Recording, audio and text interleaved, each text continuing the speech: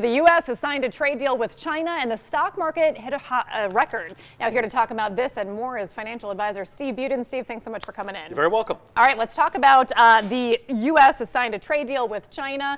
Talk about what that means. We talked about the tariffs potentially going into place last week, right.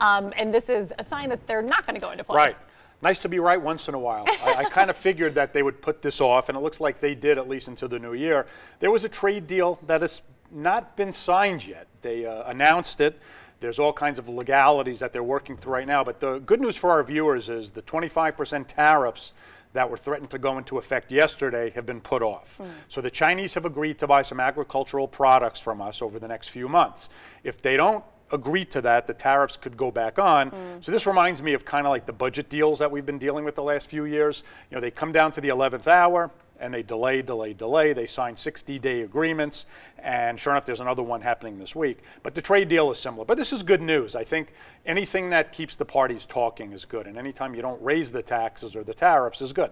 And part of the reason that we're seeing this stock market high is because the tariffs are not going into effect, right? That's right. I've said before, the markets don't like uncertainty, and this looks like we're headed in the right direction, but it could change, and I know this is the kiss of death.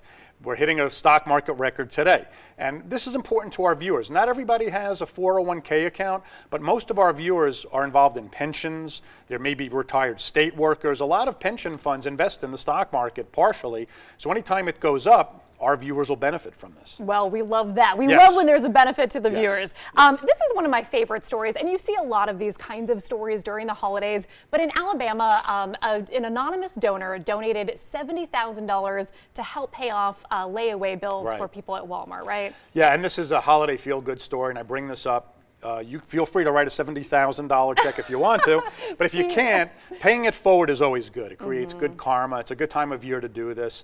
And somebody anonymously went into a couple of Walmarts and paid off, I think it was over 100 layaway accounts, and people would come up to make their final payments, and they were given the good news that the accounts were taken care of. Can you imagine what that would feel like to have someone pay off that and you don't even know who to thank? I mean, it's an anonymous donor. That's incredible. And I think it's nice for the anonymous donor too. You know, not everybody's looking for the spotlight, and for somebody to come in just out of the goodness of their heart. They're not looking for a charitable deduction on their taxes. They're just doing something nice.